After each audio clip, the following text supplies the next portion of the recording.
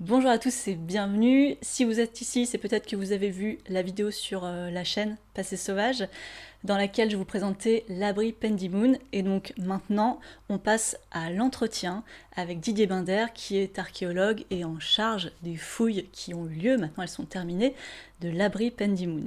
Je vous conseille vivement, si vous arrivez ici par hasard, de regarder cette première vidéo dans laquelle on rappelle un peu les bases, ce que c'est que le néolithique ancien en Méditerranée occidentale, ce que c'est qu'un abri sous roche, des concepts clés en sciences humaines et sociales, et notamment en archéologie, comme la chaîne opératoire, la stratigraphie. Voilà, ce sont des choses dans lesquelles on ne va pas forcément revenir dans cet entretien.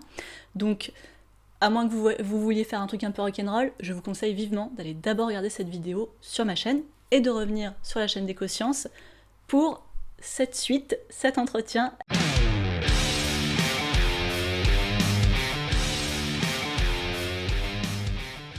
Bonjour Didier Binder.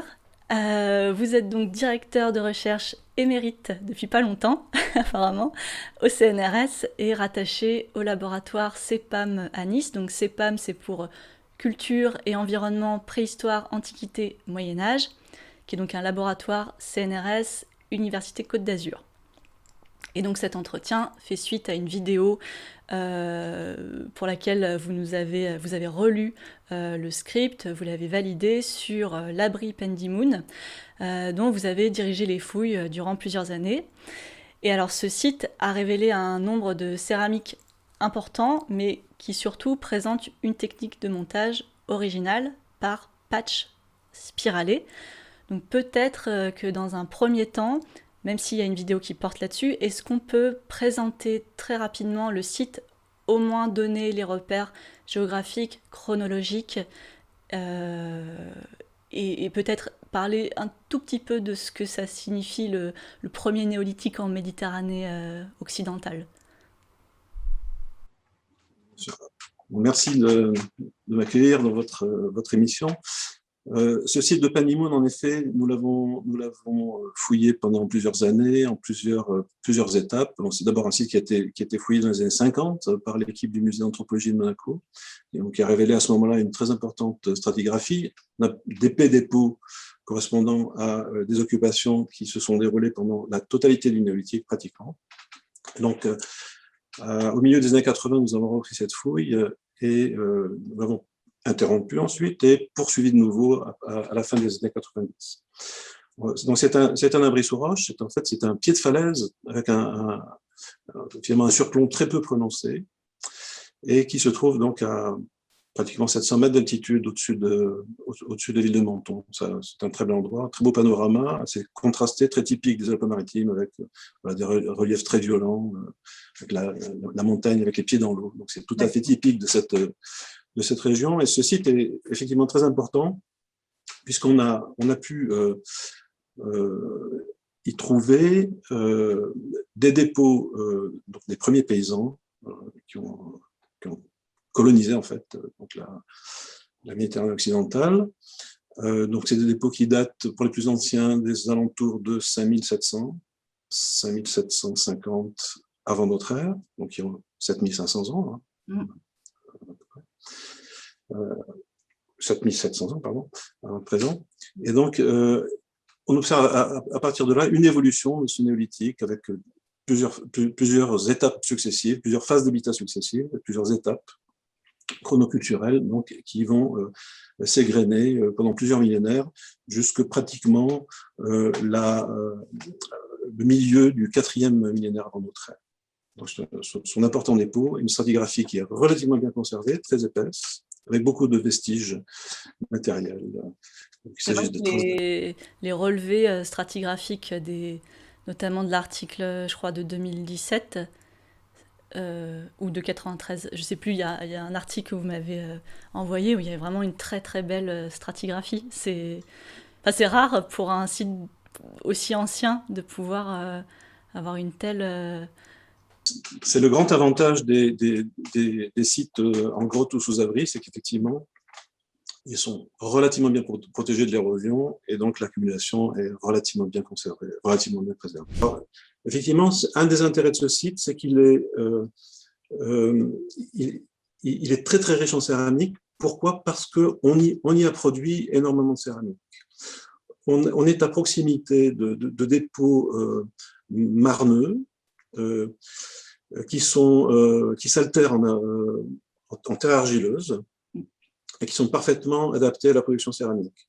Et pour l'essentiel de l'occupation, on a produit la céramique sur place à partir de ces matériaux proches, bénéficiant aussi probablement de la présence d'eau, puisqu'on se trouve dans une situation géologique particulière, une circulation importante d'eau au pied des roches jurassiques et au-dessus des marnes. Donc, il y a une circulation importante de nombreuses sources.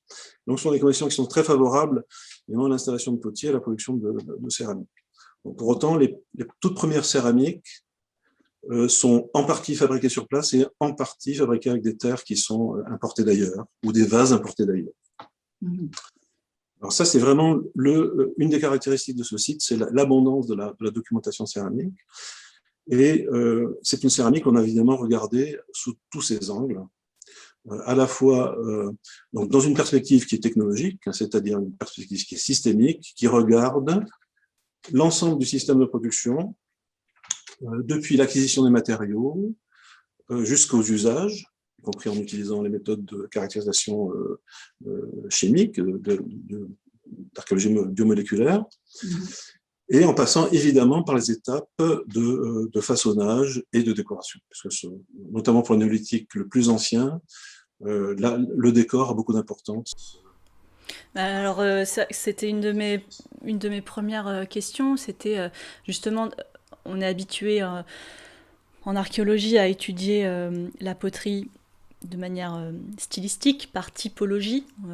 Et c'est vrai que là, pour Pendymoon, vous avez utilisé une autre manière, c'est la tomographie. Donc c'est c'est quoi? C'est de l'imagerie. C'est ce qui est utilisé en imagerie médicale et c'est ce qui vient donner des informations sur la structure interne d'un corps. Et là, vous l'appliquez à la céramique et vous avez des super résultats. Enfin, c'est de l'imagerie RX, on est rayons X. Alors, pourquoi est-ce qu'on a mis en œuvre cette méthode? En fait, contrairement au silex, le silex est c'est très intéressant parce que la matière garde la mémoire des gestes qu'on a imprimés sur cette. Donc, on peut procéder à une lecture des gestes techniques, on peut observer la succession des gestes techniques, reconstruire des schémas opératoires des schémas conceptuels, comment les ont prédéterminé la fabrication de l'eau. La céramique, c'est plus compliqué parce que les phases successives vont gommer. L'étape 2 va gommer l'étape 1, c'est-à-dire que c'est un matériau malléable. Et donc, les traces de l'ébauchage sont modifiées par les dernières étapes de mise en forme.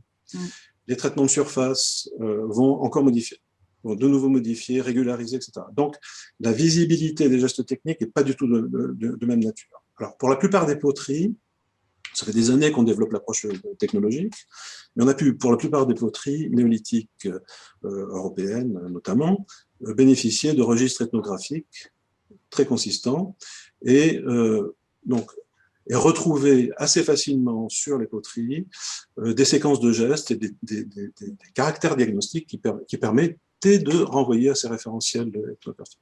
Là, on s'est trouvé confronté à l'identification d'une méthode de montage totalement inédite,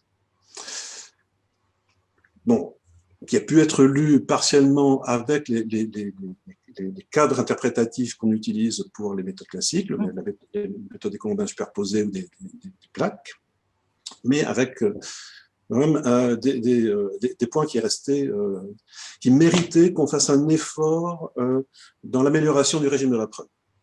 Et alors, comment vous avez mis en place cette interdisciplinarité? Dans quel contexte ça s'est fait, cette collaboration?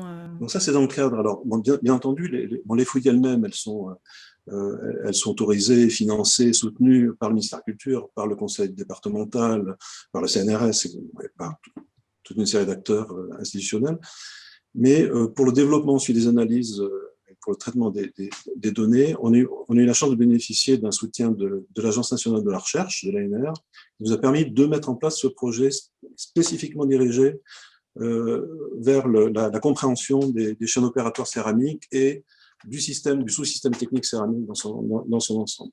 Donc c'est dans ce cadre-là, avec les premiers éléments qui nous montraient qu'on avait des traces de montage qui étaient totalement divergentes par rapport à ce que l'on connaît par ailleurs dans le néolithique, on s'est dit, ben voilà, une des méthodes, c'est d'aller regarder le matériau avec des rayons X, voilà, et c'est de voir comment on peut détecter des microstructures, notamment des porosités, des solutions de continuité entre les éléments accolés, en utilisant ces méthodes. Ah oui, vous m'aviez dit que finalement, en fait, ce que vous cherchiez, c'était les points de jonction. C'est ça qu'on... Qu'est-ce qu'on... Bon, identifier les techniques de montage, ça veut dire identifier les différents éléments de base qui sont accolés les uns aux autres pour construire une forme céramique. Et donc cette identification, elle passe par le repérage de discontinuités qui sont liées au fait que il y a encore des pores, il y a de l'air qui subsiste entre les différents éléments accolés. Et donc le travail de finition laisse toujours un peu de cette porosité. Donc la détection des techniques, elle se fait dans cette direction-là, en regardant à la fois les surfaces, où on observe éventuellement des lignes de tension en surface de la céramique, des irrégularités topographiques ou des régularités topographiques, et aussi on observe ces continuités ou discontinuités en section pour essayer d'identifier comment ces éléments sont superposés dans les différents plans en fait de coupe. Et d'ailleurs, l'article dirigé par Louise Gomard, qui fait le point donc, sur la technique du patch spiralé, évoque notamment la Sicile comme une possible origine de cette technologie et donc de la population qui la diffuse. Alors pourquoi c'est la Sicile qui est retenue comme candidate et est-ce qu'il y a des programmes en cours pour aborder cette question? Il y a beaucoup de raisons d'évoquer la Sicile parce que d'abord, le premier point, c'est que l'étude conduite avec Louise Gomard, elle a mis en évidence le fait qu'il y avait une différenciation très forte des pratiques entre le versant adriatique et le versant tyrrhénien de la péninsule. Donc, il y a une espèce de... Voilà, la péninsule italienne est coupée en deux dans son axe longitudinal. Vers l'est, on pratique les techniques de colombin superposé, de plaques étirées, superposées. Et à l'ouest, on met en œuvre cette technique très spécifique du patch spiralé. Ça, on a pu le constater depuis quelques années, non pas uniquement dans la zone où nous avons identifié ce phénomène, mais aussi sur d'autres sites, et notamment vers le sud, en Calabre. Et la Calabre est très articulée culturellement avec la Sicile, notamment parce que ces deux régions partagent un phénomène culturel qui est très intriguant, qui est la culture au Stentinello. Le Stentinello, c'est un site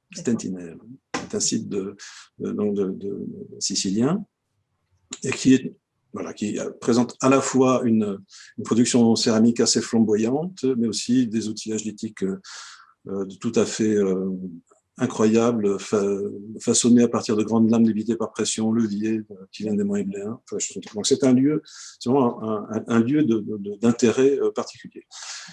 Alors, la Sicile aussi, c'est une île où,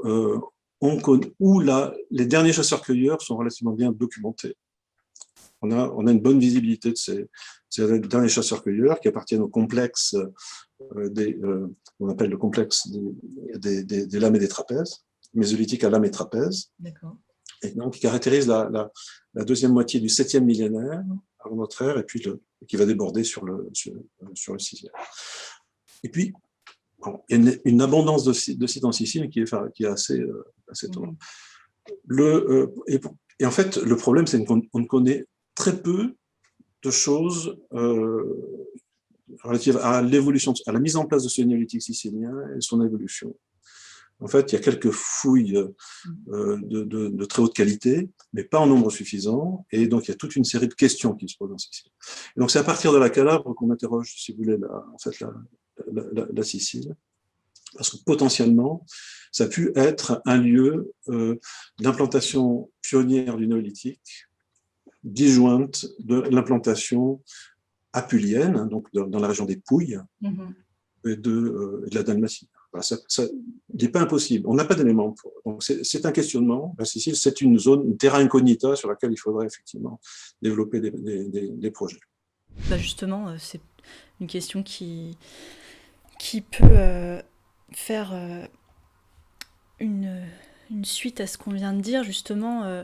C'est vrai qu'on connaît, dans la vidéo voilà, qui est sur la chaîne Passé Sauvage, on explique au départ un petit peu les deux grands courants de diffusion du néolithique par notamment l'Europe centrale avec le Danube, qui voilà, prend l'apparence d'une progression lente, continue, avec des traditions qui sont très marquées. C'est facile de repérer cette culture-là, des maisons longues, de la céramique avec un décor rubané.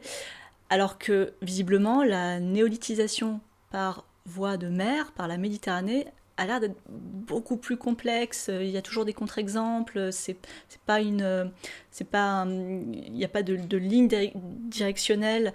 Est-ce que ça pourrait peut-être se comprendre de façon très schématique, et peut-être que ça manque de nuances, mais est-ce que justement par voie de mer, c'est plus difficile, ça coupe un peu le cheminement, c'est moins direct que par voie de terre? Est-ce que c'est un argument, enfin c'est un argument à prendre en compte, mais vous, quel est votre sentiment par rapport à ça? Alors, de fait, les différences entre les deux dynamiques danubienne et méditerranéenne, elles sont assez visibles et très, bon, très conséquentes, mais elles tiennent sans doute à différents aspects qui sont probablement indépendants les uns des autres. Il y a d'abord un premier aspect qui est relatif à la visibilité des sites.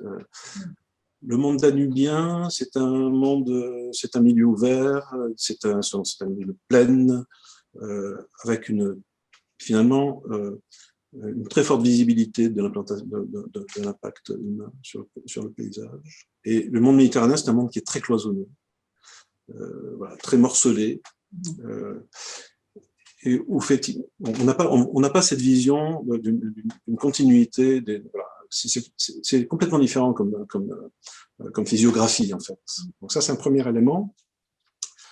Le deuxième élément qui fait que ces deux phénomènes apparaissent comme très différents, c'est aussi la question c'est leur temporalité. Parce qu'on on a l'habitude de comparer la néotisation danubienne et méditerranéenne comme les deux piliers de la néotisation de l'Europe, mais en réalité, ces deux phénomènes sont d'abord décalés dans le temps. L'impressa et le cardial, qui donc caractérisent ce courant méditerranéen, sont beaucoup plus anciens, ça couvre un millénaire et ça démarre vers 6000 avant notre ère. Le courant danubien tel qu'on connaît, tel que vous l'évoquez, avec les maisons rubanées, les maisons longues, avec leurs plans stéréotypés, les productions céramiques stéréotypées, ça va démarrer 500 ans plus tard, et c'est sur un laps de temps beaucoup plus condensé. Donc on a une vision de l'homogénéité danubienne, qui est aussi liée au fait que c'est sur un laps de temps plus court. Bon, cela dit, de fait, la diffusion, bon, il est certain que, que la propagation du néolithique en Méditerranée centrale et occidentale s'est faite pour partie par voie maritime. Pas uniquement, évidemment, mais pour partie. On a des exemples, des éléments de preuves très évidents, avec notamment la diffusion sur de très longues distances de l'obsidienne, que ce soit l'obsidienne de Palmarola, d'un petit îlot au large du Latium, également l'obsidienne sarde, assez tôt. L'obsidienne de Lipari, qui est un volcan qui est en fait au nord-est de la Sicile, bon, et qui diffuse très largement vers le monde Adriatique. Donc il y a des connexions maritimes qui sont démontrées par l'accès à ces ressources insulaires. Il y a des vases aussi qui circulent. On a pu récemment démontrer que des vases fabriqués dans les terres d'altération de terrain volcanique de la zone tosco-glaciale, diffusés jusqu'en Languedoc-Méditerranée.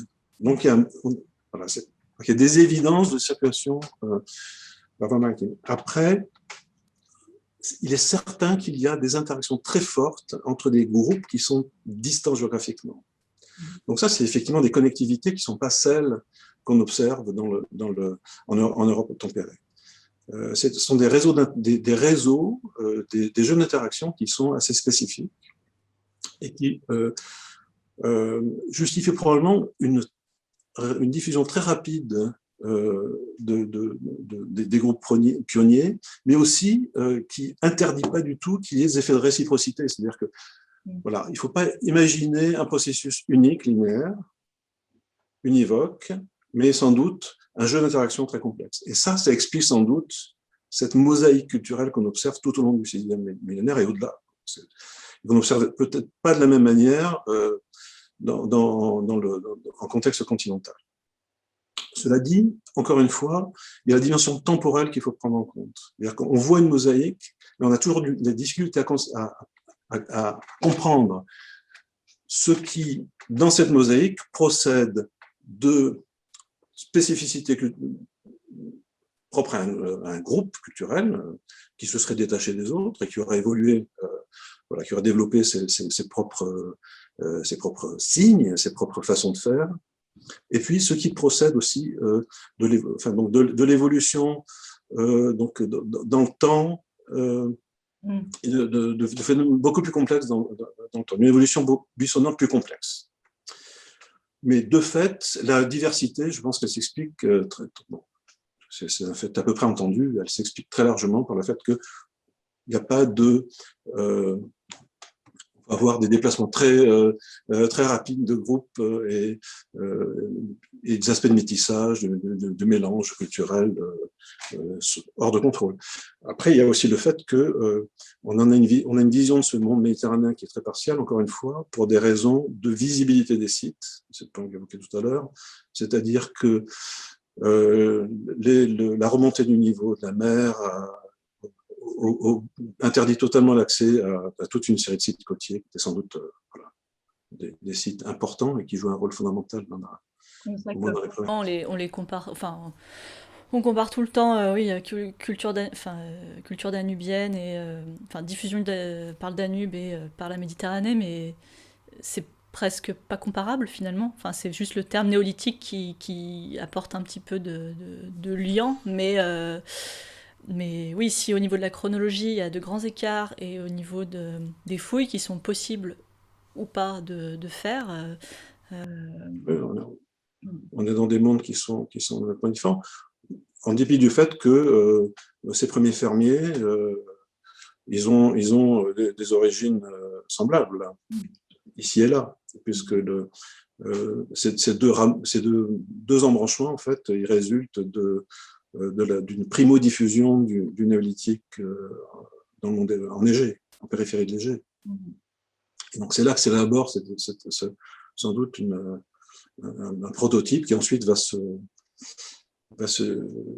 diffuser de façon différenciée vers l'Europe tempérée ou vers l'Europe méditerranéenne. Alors maintenant, si vous voulez bien, j'aimerais bien qu'on évoque la question du métissage, parce que dans la vidéo, la courte vidéo, c'est évoqué très rapidement. Donc le fait que des populations mésolithiques se soient visiblement plus mélangées à ces agriculteurs qui arrivent à Pendimoun. Comment déjà vous le voyez? Et puis, est-ce que Euh, quelle est la raison de ce plus grand métissage? Est-ce que c'est parce qu'il y a plus de mésolithiques qui se mettent sur la côte que dans le reste de l'Europe centrale? Euh, Est-ce que c'est simplement parce que c'est des endroits agréables pour vivre? Est-ce que Bon, c'est une question qui est passionnante et très actuelle, parce que c'est vraiment un des sujets voilà, brûlants de la recherche archéologique européenne en ce moment. Donc, c'est la question de ces interactions entre les premiers fermiers et les derniers chasseurs-cueilleurs. Donc là, on a la chance de participer à un programme qui traite de ça, et donc avec des données nouvelles qui concernent notamment le sud de la France. Et donc, des données qui ont été publiées récemment par Maïté Rivola dans un papier de l'an dernier, qui est très intéressant. Alors, pour ce qui concerne la présence du mésolithique, alors, il est toujours difficile en fait de de prendre en considération la densité des points de découverte comme révélatrice de ce que serait la densité de la population. C'est toujours très difficile. D'abord parce que ces points de découverte, ces sites archéologiques, ils ont des valeurs très différentes. Parfois c'est très ponctuel, parfois c'est un indice de site, parfois c'est voilà, des entités archéologiques complètes, bien fouillées, etc. Donc c'est difficile. Cela dit, si l'on regarde vraiment de très loin l'Europe dans cette perspective-là, on est bien obligé de constater que dans le nord de l'Italie notamment, beaucoup moins dans le sud, hein, mais dans le nord, dans le milieu de la France, dans la péninsule ibérique, on a une densité apparente de sites mésolithiques qui est beaucoup plus importante que ce que l'on observe pour des périodes comparables ou des moments comparables, c'est-à-dire juste avant l'arrivée des néolithiques, par exemple, autour de l'Égée ou dans les Balkans. Voilà, et l'Europe centrale. Il y a une densité apparente qui est beaucoup plus importante, ce qui laisse penser en effet qu'il peut y avoir une population plus importante. Mais ça déjà, c'est une hypothèse qu'il faudrait construire. Bon. Cela dit, la paléogénétique, ce qu'elle a montré récemment, c'est effectivement qu'il y avait des échanges biologiques caractérisés entre ces premiers fermiers qui sont, on va dire, d'origine égéo-anatolienne, et puis des populations de chasseurs-cueilleurs qui ont un marquage génétique qui est voilà, spécifique, qui est typique de l'Europe occidentale. Donc ça, c'est démontré par la paléogénomique, par le fait qu'on peut maintenant traiter des pans entiers du génome des individus néolithiques, ce qui est un gain absolument considérable et très récent. C'est très récent. Très peu de temps qu'on est capable de faire ça. Aujourd'hui, ce que montrent aussi ces travaux, c'est que non seulement le métissage est avéré, mais ce métissage, il a probablement eu lieu plusieurs siècles après les premières implantations néolithiques. Donc, ce n'est pas immédiat, et il s'est sans doute, ces aspects de métissage, ça ne s'est pas déroulé au cours d'une seule phase, une seule période de temps, ça s'est reproduit. D'accord. Ce qui veut dire qu'il y a sans doute une longue coexistence de ces deux entités. Disons qu'il n'y a pas de fusion complète, il n'y a pas de disparition de l'un au profit de l'autre. Il y a sans doute une coexistence. Et ça, donc on a quelques sites archéologiques, quelques sites mésolithiques qui donnent des âges récents, même significativement plus récents que le début d'une néolithique dans la même région. Donc, quand on regarde les dates les plus anciennes du littoral entre la Ligurie et le Languedoc méditerranéen, on a des âges autour de 5800, voilà, autour de 5800 avant notre ère. Et on a des mésolithiques qui sont aux alentours de 5006, entre 5005 et 5007 avant notre ère. peut-être en moyenne vallée du Rhône, dans la bordure cévenole, sur les contreforts alpins. Voilà. En Italie du Nord aussi. Donc, il y a cette coexistence potentielle. Et puis, on a aussi des... Alors, c'est pas complètement connu ni publié, mais on a du partage de ressources aussi, qui est maintenant assez bien identifié, c'est-à-dire que des néolithiques sont allés s'approvisionner sur les mêmes aires, dans les mêmes gîtes de silex notamment, que ceux qui sont voilà, utilisés par les mésolithiques. Donc il y a plusieurs éléments qui permettent de commencer à dessiner un peu les conditions de ces interactions. Mais ça reste pour l'instant, on a peu d'individus, peu d'analyses. J'aimerais bien aborder un autre point qui donc n'était vraiment pas le sujet de la vidéo qu'on a pu élaborer ensemble, notamment la question des sépultures du néolithique ancien, donc fouillées dans la Brie. Les squelettes, c'est vous qui me l'avez dit, je ne suis pas capable de voir ça à partir des articles. Les squelettes montrent notamment des traces de pathologie et violence, en particulier contre des femmes. Alors, comment vous arrivez à voir ça? Et forcément, une fois que ces choses-là sont mises en évidence, on comprend que de telles hypothèses, notamment au niveau du statut social, soient envisagées dans les publications. Et notamment, est-ce que ces stigmates sur les squelettes ne sont pas un argument supplémentaire pour arrêter d'imaginer des sociétés préhistoriques égalitaires, pacifistes, comme on peut l'entendre parfois. Alors d'abord, deux mots de ces sépultures. Le site, en fait, il a été très vite connu à l'issue des fouilles de Louis Barral et du musée de Monaco, parce que justement dans l'horizon, ce qu'il considérait à l'époque comme l'horizon le plus ancien du site, Louis Barral avait découvert une sépulture et qu'il a publié dans à la fin des années 50. Donc, nous avons eu la chance de trouver 3 autres sépultures que nous avons fouillées avec Henri Dudet, qui est une des personnes qui a en France contribué à un très fort développement de l'archéologie funéraire, et qui a pu travailler directement, qui a pu fouiller et étudier ces individus. Donc au nombre de 3. Tous les 3 dans l'arc chronologique de la fin de l'Impresa et des débuts du Cardial. Donc grosso modo, on va dire, entre 5600, c'est la fin du cycle Impresa, à peu près vers 5600, et jusque dans le plein cours du Cardial, c'est-à-dire vers 5200-5300, avant notre ère. Donc ces individus ne sont pas contemporains. Ils sont tous un petit peu décalés. Donc il n'y a pas un lieu, le site n'est pas une nécropole, mais il a reçu des sépultures de façon occasionnelle à 3 ou 4 reprises. On ne connaît pas vraiment la chronologie la date de la sépulture découverte par Louis Barral.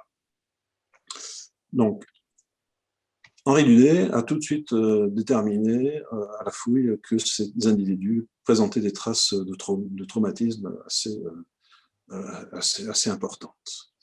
Alors, il faut mettre de côté, il faut distinguer 2 aspects.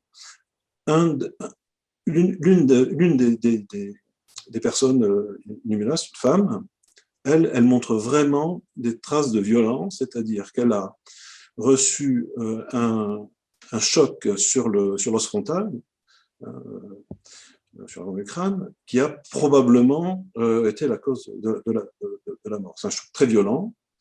Et étonnamment, cette personne présentait, là c'est très bien conservé, montrait, donc les mains de cette personne étaient liées. La reconstruction de l'anthropologue est très explicite. Donc ça, effectivement, ça donne le sentiment d'un traitement n'est pas très valorisant de cette personne. Et par la suite, Gwenaëlle Good, qui est chercheuse au Lampea à Aix-en-Provence, a pu mettre en place des analyses isotopiques sur les collagènes osseux de ces individus, afin d'identifier, de caractériser le régime, la diète de ces personnes. Et voilà, cette personne qui a été victime de traumatisme assez évident est en même temps celle qui présente un déficit apparent, en tout cas c'est comme ça que c'est interprété aujourd'hui, un déficit apparent en viande, en protéines animales. Dans la chaîne trophique, elle est très basse. Mais ça ne nous dit pas le taux des autres. Enfin, pardon ? Ça ne nous dit pas le taux. Alors les autres, de ce point de vue-là, ils sont dans la norme des dizaines d'individus de la même période dans la région, en Italie du Nord, dans le sud de la France. Donc elle est très décalée par rapport aux autres. Donc, les autres, en revanche, ils présentent d'importants traumatismes, mais donc des blessures importantes. Pour une femme, donc F1, sur le crâne, avec de très grandes lacunes sur le crâne, lacunes osseuses, voilà, qu'on a interprétées dans un premier temps comme des traces de trépanation très partiellement cicatrisées. Bon, ça, c'est un diagnostic sur lequel il faut encore revenir, il faudra approfondir cette question-là. Mais elle a d'autres traumatismes qui est assez handicapant. Mais l'autre, qui est un homme, lui a subi un accident gravissime et il a sans doute, ses deux fémurs ont été brutalement, très violemment fracturés, avec dans un cas une consolidation en baïonnette très impressionnante, et dans l'autre cas une pseudarthrose, c'est-à-dire qu'il faut imaginer une deuxième rotule presque fonctionnelle au milieu du fémur, c'est vrai, c'est ce que je veux dire. C'est assez effrayant, en fait, c'est terrible. Et ça rencontre. Et là, on est plutôt dans une posture inverse, c'est-à-dire que d'un côté, on a des mauvais traitements infligés à cette femme, mais de ce côté-là, au contraire, l'accompagnement de ces personnes, on a pris grand soin de ces personnes qui étaient blessées, qui étaient très lourdement handicapées. Et pendant un long moment, elles ont longuement survécu à ces traumatismes. Donc, on est effectivement sur des traitements différenciés.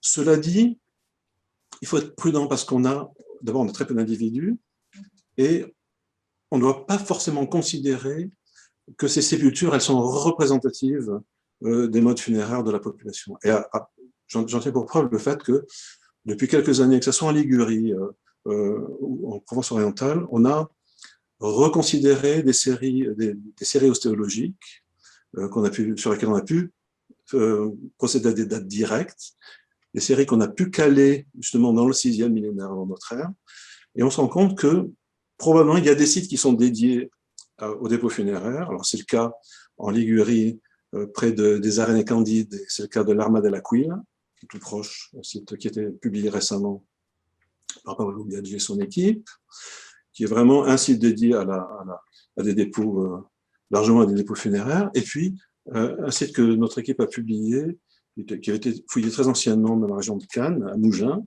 fait, qui s'appelle les Bréguières, pour lequel on a une soixantaine d'individus déposés dans une faille.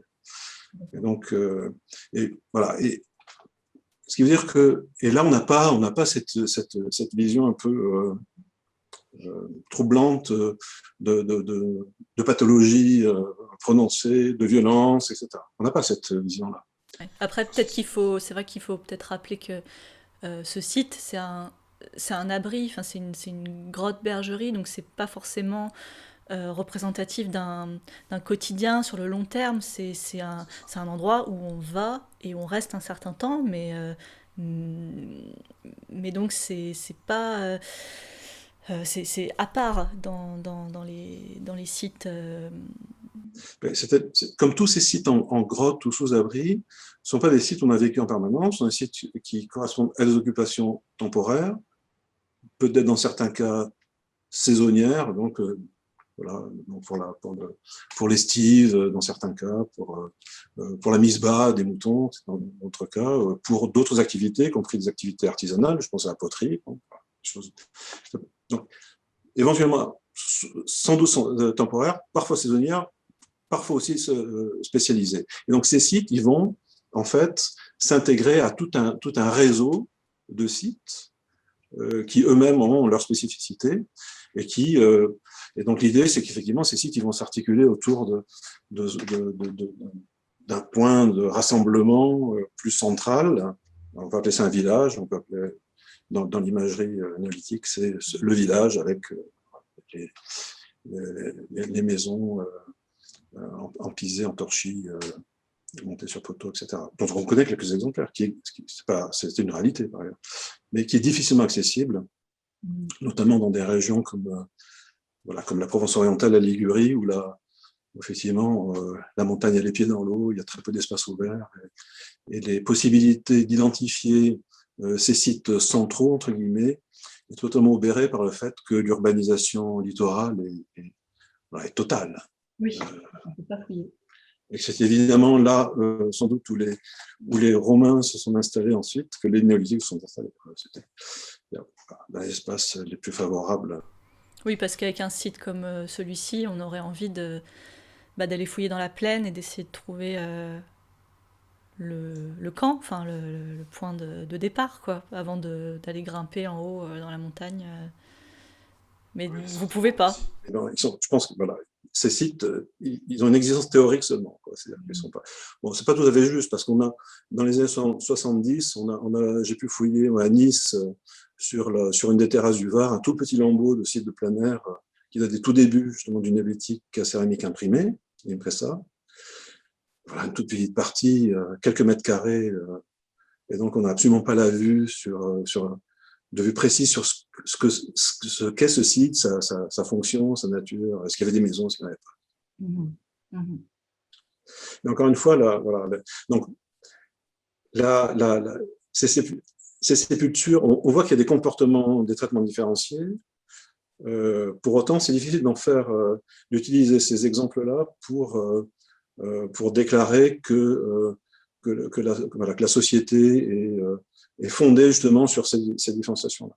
Il y a d'autres arguments qui permettent de parler de structuration complexe de la société néolithique, mais sont davantage des arguments qu'on va puiser dans l'analyse de la culture matérielle, parce qu'on est capable de mettre en évidence des pratiques de spécialistes dans la réalisation d'un certain nombre de productions ou dans l'acquisition d'un certain nombre de biens qui nécessitent effectivement des gens qui sont totalement dédiés, des colporteurs, des artisans itinérants.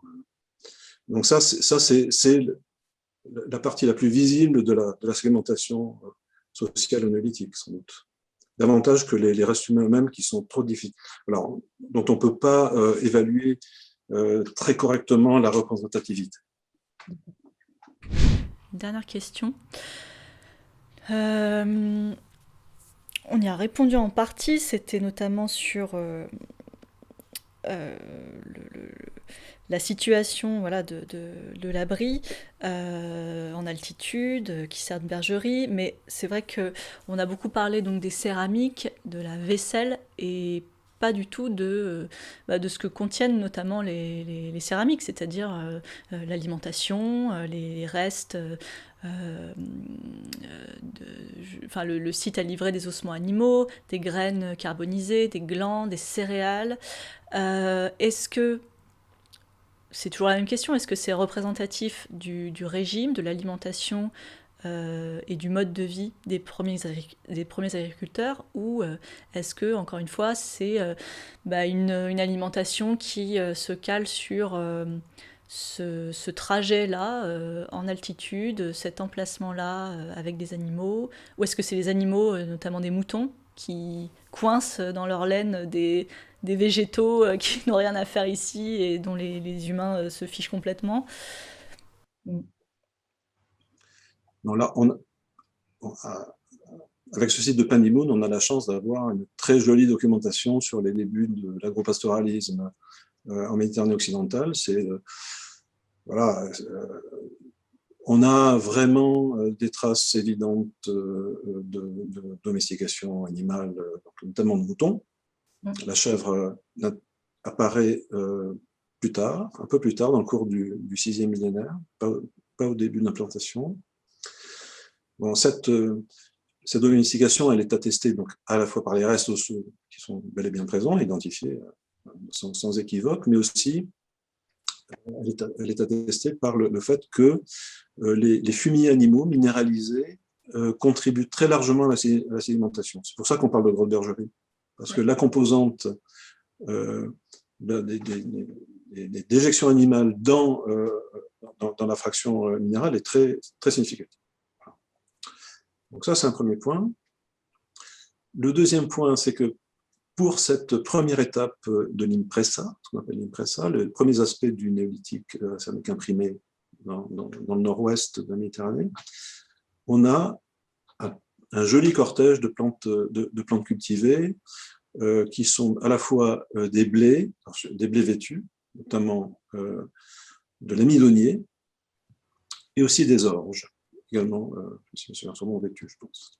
Et on a non seulement la trace des grains, mais on a aussi des éléments qui proviennent de l'emballage de ces grains, les balles, hein, et notamment voilà, qu'il faut enlever pour consommer ces grains. Il faut décortiquer ces grains. Ce sont des céréales vêtues, donc il faut les décortiquer pour pouvoir les débarrasser de ces éléments qui sont particulièrement qui sont pas digestes. Et on trouve également ces déchets de décortiquage carbonisés sur place. Donc on est certain non seulement que ces céréales sont consommées, constituent une base importante sans doute de l'alimentation. Alors, quantifier, c'est très difficile, parce que ce sont des objets carbonisés, et cette carbonisation, elle est aléatoire. Voilà. Donc, on ne peut pas reconstruire la population initiale à partir des objets carbonisés. On sait par ailleurs qu'il y a quelques éléments de fossiles, quelques éléments en silex qui portent des traces de poly qui sont induits par la moisson, qui sont liés à la moisson. Et on a aussi quelques outils de décortiquage ou de mouture, y compris pour ces toutes premières étapes. Meules, broyeurs. Voilà. Oui. Donc voilà, on est clairement, surtout pour la première étape d'implantation, donc de l'impressa, face à des agropasteurs. La part de la chasse est très faible. Et la part de la chasse, elle va avoir tendance à augmenter. Mais évidemment, les céréales et les espèces domestiques sont toujours présentes. Et donc, en fait, c'est le statut. Voilà. On a aujourd'hui le sentiment que le statut du site va changer au cours du 6e millénaire, davantage que les bases économiques elles-mêmes. Donc, c'est plutôt la place de ce site dans le réseau qu'on évoquait tout à l'heure, dans le réseau territorial qui peut changer. Les bases économiques, elles sont fondamentalement des bases agricoles. Donc, et ça fait partie du paquet, c'est-à-dire que c'est dans le package analytique. C'est là une des caractéristiques, une des composantes principales. Au-delà de la céramique, c'est plus fondamental que la céramique, sont les bases d'alimentation. D'accord. Vous avez retrouvé j'ai pas vu dans les relevés de céramique, vous n'avez pas retrouvé des faisselles, enfin des choses qui attestent de... On a quelques traces de faisselles, mais pour des périodes tardives. D'accord. Les faisselles arrivent très tard. Alors, il y a évidemment, il y a un autre domaine qui permet d'aborder la question de l'alimentation. Mais là, encore une fois, ce sont les céramiques. Non pas les formes et formats céramiques qui sont très intéressants dans cette perspective-là, mais qui en l'occurrence montrent qu'il n'y a pas de spécification des usages à raison de la forme ou du format. Mais en revanche, ces céramiques, elles ont pu être assez systématiquement étudiées d'un point de vue chimique, avec une approche, une analyse des substances, des lipides notamment, qui ont été absorbés par ces céramiques au cours de l'usage. Et là, on a une très jolie étude de Léa Drieux qui montre que ces céramiques, elles ont servi essentiellement pour traiter des viandes grasses animales, notamment avec une composante importante de viandes qui sont des viandes de petits ruminants, de ruminants domestiques. Voilà, donc ça, c'est très important, et effectivement, ça va dans le sens qu'on évoquait tout à l'heure, c'est-à-dire que c'est pleinement, ils sont pleinement des paysans. Et la chaîne, voilà, ils ont aussi consommé, ils ont élaboré et consommé ces produits sur place. Donc il y a quand même ça a des conséquences évidentes sur la durée du séjour et sur le. Bon, voilà, c'est quand même. Ce ne sont pas des gens qui sont restés là 5 minutes ou 15 jours, mais ce sont des implantations qui sont quand même relativement longues dans le temps, surtout pour la première étape d'occupation. Enfin, vous avez une idée un petit peu de combien... Plusieurs mois, parce qu'il faut attendre que la moisson, il faut attendre sans doute le temps de lever des céréales et de mûrissement avant de les. On n'abandonnait sans doute pas son champ après l'avoir semé. Ouais.